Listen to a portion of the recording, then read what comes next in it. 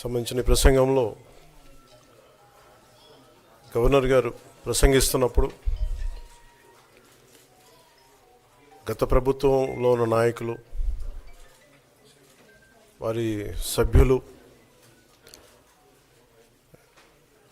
చాలా హుందాగా గవర్నర్ గారు ప్రభుత్వం తరపున ఆయన సందేశాన్ని తీసుకెళ్తున్నప్పుడు వారు చేసింది ఏమాత్రం సబబుగా లేదు. గవర్నర్ గారు గత నెల రోజులుగా ఆయన ఆరోగ్య పరిస్థితి బాగా లేకపోయినా కానీ కంటిన్యూస్గా తీవ్ర జ్వరంతో బాధపడుతున్నప్పటికీ కూడా ఆయన ప్రత్యేకించి వచ్చి ఆయన ఈ రోజుని చాలా ఘనంగా, చాలా బలంగా ఈ మెసేజ్ని ఇచ్చినందుకు ముందుగా గవర్నర్ గారికి మా ప్రత్యేక ధన్యవాదాలు. గవర్నర్ గారి ప్రసంగంలో వైసీపీ అగ్రనాయకత్వం కానీ, సీనియర్ నాయకులు కానీ, వారి ఎమ్మెల్సీ సభ్యులు కానీ గవర్నర్ గారి ప్రసంగం పత్రులు చించేయడం కానీ, లేదంటే వారు ప్రత్యేకించి డిమాండ్ మాకు ప్రతిపక్ష హోదా ఇవ్వాలి అనేది చాలా బలంగా మాట్లాడుతూ వచ్చారు. ఇది అడిగితే వచ్చేది కాదు, అది ప్రజలు ఇస్తేనే వస్తుంది. బేసిక్గా ఒకటి హయ్యెస్ట్ మెజారిటీ ఎవరికి ఉంది వాళ్ళు ప్రభుత్వం ఫామ్ చేస్తారు. వాళ్ళకంటే నెక్స్ట్ స్టేజ్ ఎవరికి ఉంటే వాళ్ళకి ప్రతిపక్ష హోదా ఇస్తారు. అంతేగాని గతంలో మేము ప్రభుత్వాన్ని పరిపాలించాం కాబట్టి మా ప్రతిపక్ష హోదా ఎవరికి ఇవ్వరు. కనీసం జనసేన కంటే కూడా ఒక సీట్ ఎక్కువ వచ్చినా కానీ వాళ్ళకి ప్రతిపక్ష హోదా దక్కేది. ఈ రోజున ప్రభుత్వంలో సెకండ్ లార్జెస్ట్ పార్టీ జనసేన. దాన్ని ప్రజల దృష్టికి తీసుకొద్దాం. వైసీపీ నాయకులు వాళ్ళు చేస్తుంది ఏంటంటే మాకు ప్రతిపక్ష హోదా ఇస్తే తప్ప మేము అసెంబ్లీలో అడుగు పెట్టాం, లేదంటే ప్రసంగాలను అడ్డుకుంటాం అని. ఇది సరైన మెసేజ్ బయటికి వెళ్దాం. ఇది రైట్కు సరైన విధానం కూడా కాదు. ఇది ప్రజలందరికీ తెలియజేయాలనుకున్నాం. ఇది ప్రతిపక్ష హోదా ఏ పరిస్థితిలో వస్తుందంటే మీకు రూలింగ్ పార్టీ కంటే కూడా అత్యధికంగా ఇంకొక సీట్లు వాళ్ళకంటే మీరు వస్తే, దాని తర్వాత స్థానం మీకు వస్తే ఖచ్చితంగా ప్రతిపక్ష హోదా వాళ్ళకే ఉంటుంది. 21 సీట్లు ఉన్న జనసేన, 11 సీట్లు ఉన్న వైసీపీకి ప్రతిపక్ష హోదా ఎలా వస్తుంది? మేము వస్తే తప్ప మేము అసెంబ్లీకి రాము, ఇలా గవర్నర్ ప్రసంగాలను అడ్డుకుంటాం అనేది ఇది సరైనది కాదు. ఇది ప్రజలందరికీ కూడా తెలియచేస్తున్నాం ఈ సందర్భంలో. అందుకని ఇది భవిష్యత్తులో కూడా మేము కోరుకునేది వైసీపీ నాయకుల్ని, మీకు ప్రతిపక్ష హోదా ఇవ్వకపోయినా ప్రజలు మీకు 11 సీట్లు ఇచ్చారు, దాన్ని గౌరవించి మీరు అసెంబ్లీకి రండి. మీ స్థాయికి తగ్గట్టుగా మీకు మీకు ఎన్ని ప్రశ్నలు అడగాలో దాని తగ్గట్టుగా ఇస్తారు మీకు. ఇవన్నీ దాటి మన స్పీకర్ గారు కూడా చాలా గౌరవంగా, వాళ్ళు 11 సీట్లు వచ్చినప్పటికీ కూడా చాలా గౌరవంతో ఇంతకాలం వాళ్ళకి ఇస్తూ వచ్చారు. ప్రశ్నోత్తరాల సమయంలో కూడా ఆయనకి ఇచ్చారు. గతంలో కూడా ఇవన్నీ ఆయన రావడానికి కూడా ఆయన ఎలా రావాలి, ఏం చేయాలి, దానికి కూడా చాలా ఏమాత్రం ఇబ్బంది పెట్టకుండా గతంలో కూడా చేశారు. ఫస్ట్ మీరు మనకి గవర్నమెంట్ ఫామ్ అయిన తర్వాత కూడా వీటిని దృష్టిలో పెట్టుకొని వైసీపీ కొంచెం హుందాగా వ్యవహరించాల్సిన అవసరం ఉంది. వైసీపీ నాయకులకు కూడా మీకు బాధ్యత ఉంది. గవర్నర్ గారి ప్రసంగాన్ని మీరు ఆ విధంగా మీరు ప్రశాంతంగా విని దాన్ని వచ్చే జరుగుతున్న సమావేశాల్లో మీరు దాని మీద లోటుపాట్లు మీరు చెప్తే బాగుంటుంది తప్ప ఇలా కూర్చోబెట్టి అరుపులు కేకలు ఇది సమంజసంగా లేదు. అంటే అర్ధాంతరంగా ప్రతిదానికి అసెంబ్లీలోకి రాగానే గొడవ పెట్టుకోవాలి, దేన్నైనా విభేదించాలనేది ఇది చాలా లో లెవెల్ ఆలోచన విధానం, లో లెవెల్ స్ట్రాటజీ. అది ప్లీజ్ మీరు అప్గ్రేడ్ అవ్వండి, మీరు అప్లిఫ్ట్ చేసుకొని మీరు కూర్చోబెట్టి డెమోక్రటిక్ ప్రాసెస్కి గౌరవం ఇవ్వండి. మనస్ఫూర్తిగా వైసీపీ నాయకులకి ఇది నా విన్నపం, నా విజ్ఞాపన. This what I would like to say. And నిజంగా కావాలి అంటే మీరు ఈ 5 సంవత్సరాల్లో మీరు ప్రతిపక్ష హోదా మీకు రాదు. అది మీరు మెంటల్గా ప్రిపేర్ అయిపోండి. 11 సీట్లతోటి మీకు ప్రతిపక్ష హోదా ఇవ్వబడదు, రాదు. ఎందుకంటే ఇట్ ఈస్ చంద్రబాబు గారు, గౌరవ ముఖ్యమంత్రి చంద్రబాబు గారు డిసైడ్ చేసేది కాదు, జనసేన డిసైడ్ చేసేది కాదు.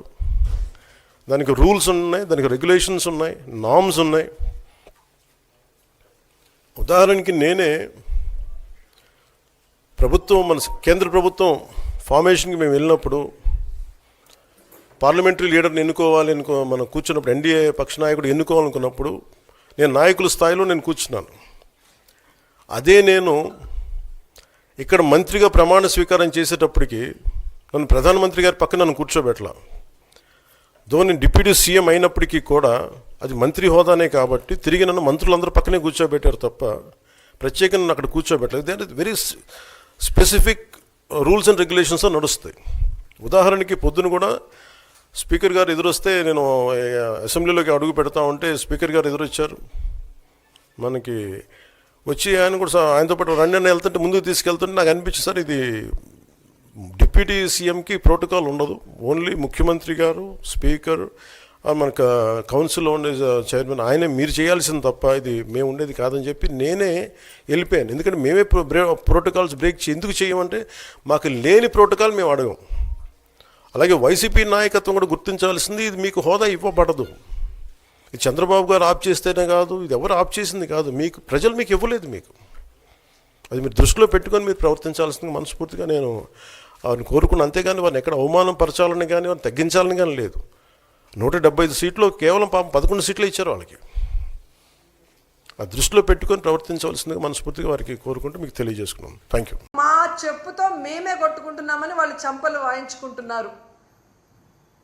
కనీసం వాళ్ళ గోడు చూడటానికి కూడా లోకేష్ గారు ఇక్కడ లేరు.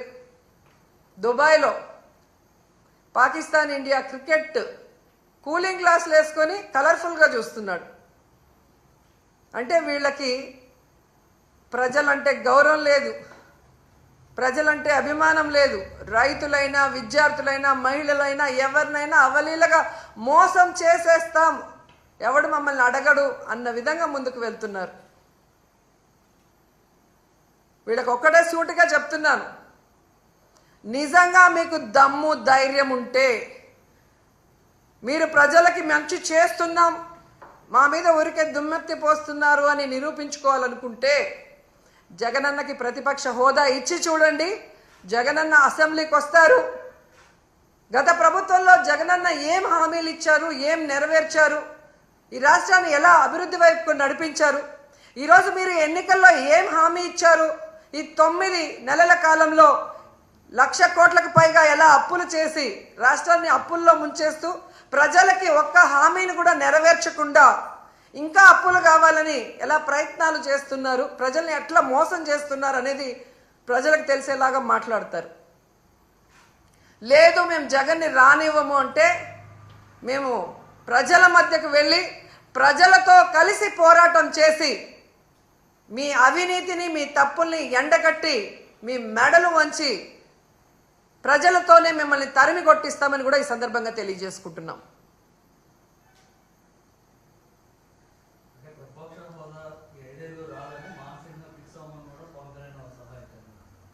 అదే అంటున్నాను సార్. ఇప్పుడు జగన్ గారికి 11 సీట్లే ఉన్నాయి అని హేళన చేసే వాళ్ళకి జగన్ అసెంబ్లీకి వస్తే ప్రతిపక్ష హోదాలో కూర్చుంటే మీకు పోయేదేముంది? ఆయన కన్నా మీరు బాగా పరిపాలించినప్పుడు, ఆయన పరిపాలన చేయలేదు అని మీరు చెప్తున్నది నిజమైనప్పుడు, ఎక్కడైనా ప్రతిపక్షం లేని అసెంబ్లీ ఉందా ఈ దేశంలో? ఒక్క ఆంధ్రప్రదేశ్లోనే.